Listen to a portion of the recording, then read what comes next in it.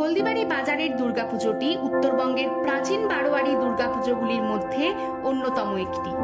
আনুমানিক 115 বছর পূর্বে কোচবিহার রাজ্যের তৎকালীন প্রজাবৎসল মহারাজা নৃপেন্দ্র নারায়ণ ভূপ বাহাদুর হিন্দু জনসাধারণের ব্যবহারের জন্য নিষ্কর দেবস্থান রূপে হলদিবাড়ি বাজারের দুর্গাপূজা মণ্ডপ ও সংলগ্ন ভূমি দান করেছিলেন।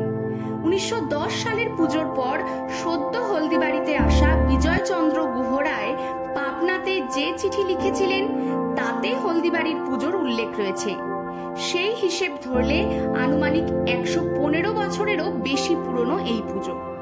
আবার যদি 1897 সালে হলদিবাড়ির বাবুপাড়া, উত্তরপাড়া ও পূর্বপাড়াতে স্থায়ীভাবে বসবাসকারী লোকেদের সময়কালকে বিবেচনা করা হয়, তাহলে এই পুজোর বয়স আনুমানিক 125 বছরেরও বেশি পুরনো।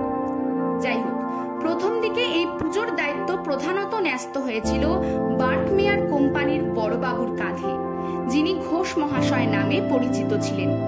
পরবর্তীতে যথাক্রমে মন্মথনাথ মিত্র ও অখিল চন্দ্র গুহ এই পুজোর ভার নেন।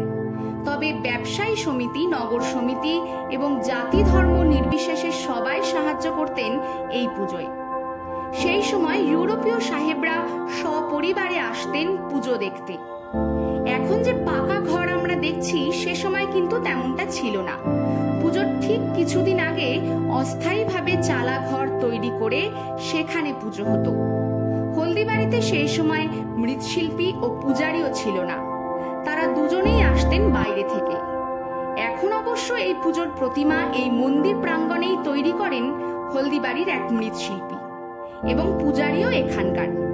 তবে এখনো হলদিবাড়ি দুর্গা মণ্ডপের পুজো ধরে রেখেছে তার চিরাচরিত কিছু নিয়ম।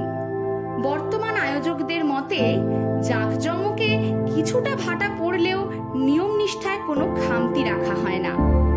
আজও অষ্টমীতে ভোগ দিতে মানুষের ভিড় উপচে পড়ে মণ্ডপ প্রাঙ্গণে। দশমীতে গৃহবধূরা মেতে ওঠেন সিঁদুর খেলায়। আপনারা দেখছেন নর্থ বেঙ্গল সমাচার, উত্তরের বার্তা, সত্যের পথে।